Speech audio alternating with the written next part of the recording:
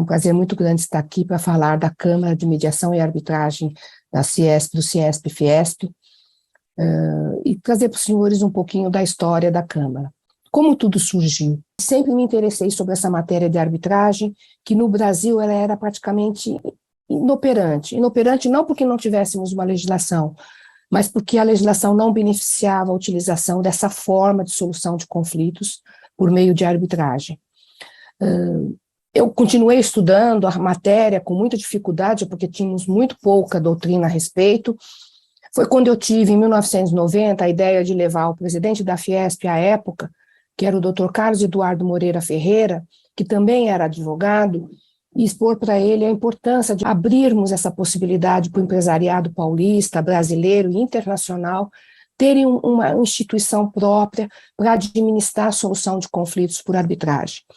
Na época, a lei não beneficiava a arbitragem, como eu comentei, mas logo em seguida, em 1992, tivemos um projeto de lei de autoria do então senador Marco Maciel, que eu tive a oportunidade também de trabalhar na sua redação, e sempre com o apoio da Câmara, sempre com o apoio da instituição. Quando foi em 1990, a Fiesp me patrocinou um estágio na Corte Internacional de Arbitragem da Câmara de Comércio Internacional em Paris, porque eu queria ter a prática do Instituto e aprender para poder operacionalizar.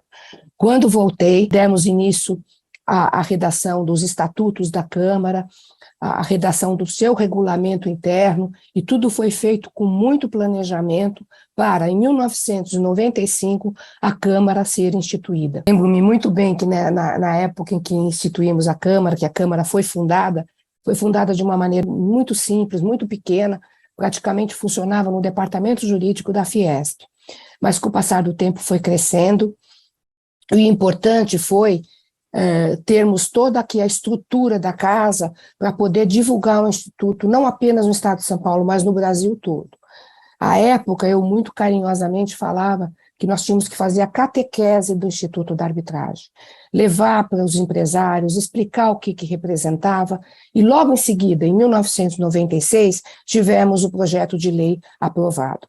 E vale ressaltar também que houve uma participação muito grande da casa, do então presidente, especialmente o Dr. Carlos Eduardo Moreira Ferreira, que entendia a importância do Instituto, a importância que a arbitragem representava para os contratos, para os negócios empresariais, porque resolver um conflito com rapidez não é apenas um instrumento jurídico que a arbitragem proporciona.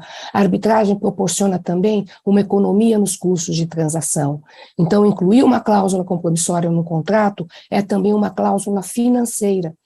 E isso nós tivemos a oportunidade aí na Câmara de conseguir fazer essa divulgação, e lembro-me muito bem que no dia que a lei foi promulgada no Palácio do Planalto, o doutor Carlos Eduardo e eu fomos juntos para a assinatura da lei, né, para então o presidente Fernando Henrique Cardoso, né, sancionar a lei de arbitragem. A partir daí, a partir da Câmara instituída, a partir de um texto de lei apropriado, começou-se a divulgar com muita intensidade a utilização da arbitragem, nos boletins que a Câmara tinha, que a Fiesp editava, na época com mais limitação, porque não tínhamos ainda essa internet tão interagindo com todo o sistema de comunicação, explicávamos como podia ser operacionalizada, que colocando-se uma cláusula compromissória no contrato, ou mesmo após um conflito surgido, esse conflito poderia ser dirimido por arbitragem se as partes assim dispusessem. Então, é muito importante salientar que a participação da Câmara Ciesp-Fiesp para o desenvolvimento do Instituto da Arbitragem no Brasil foi preponderante e foi de extrema utilidade, não apenas para o empresariado paulista, mas também para toda a sociedade brasileira. Muito obrigada.